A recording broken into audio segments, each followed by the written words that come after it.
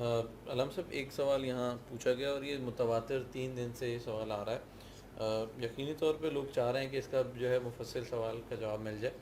یہ جو cash back کا پہلے دن بھی آیا، یہ تینوں الگ الگ یوزرز ہیں بالکل، اور ڈیفرنٹ سوال پوچھا گیا۔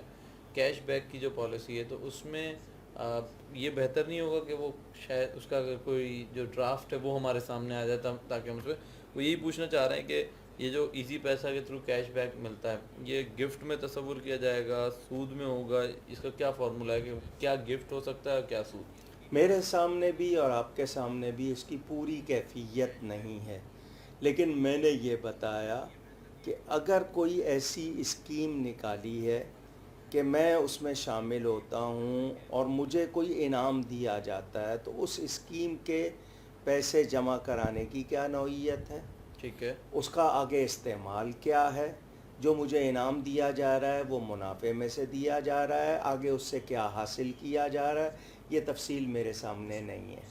ٹھیک ہے، اگر یہ تفصیل آ جائے تو میں واضح حکم بیان کر دوں، ورنہ میرے نزدیک یہ ہے کہ اگر کسی نے مجھ سے کوئی پیسہ لے کے مجھے زیادہ دیا ہے تو کیوں دیا ہے، یقینی طور پہ اس طرح ہی۔ تو جب تک مجھے وہ واضح نہیں ہوگا میں واضح حکم بیان نہیں کر سکتا۔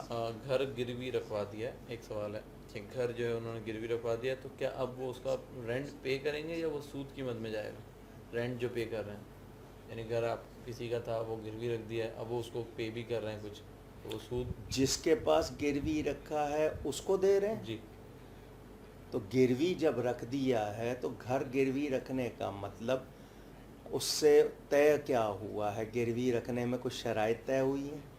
یقینی طور پہ یہ مسئلہ ایک پورے اپنے جو نکات ہیں اس کے ساتھ ہی ڈسکس کیا جا سکتا ہے۔ بہتر یہی ہے۔ ٹھیک، بغیر داڑھی کے جماعت کرانا ہے اسلام میں؟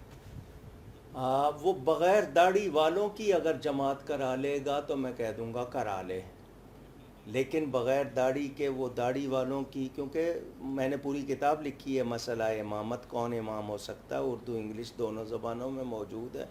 امامت کی شرائط ہیں، اس کا ٹھیک، متقی ہونا، ٹھیک تو ہے، وہ اگر داڑھی منڈا ہے اور وہ خیال نہیں رکھتا تو میں اس کو امام کیسے بنا لوں؟ ٹھیک۔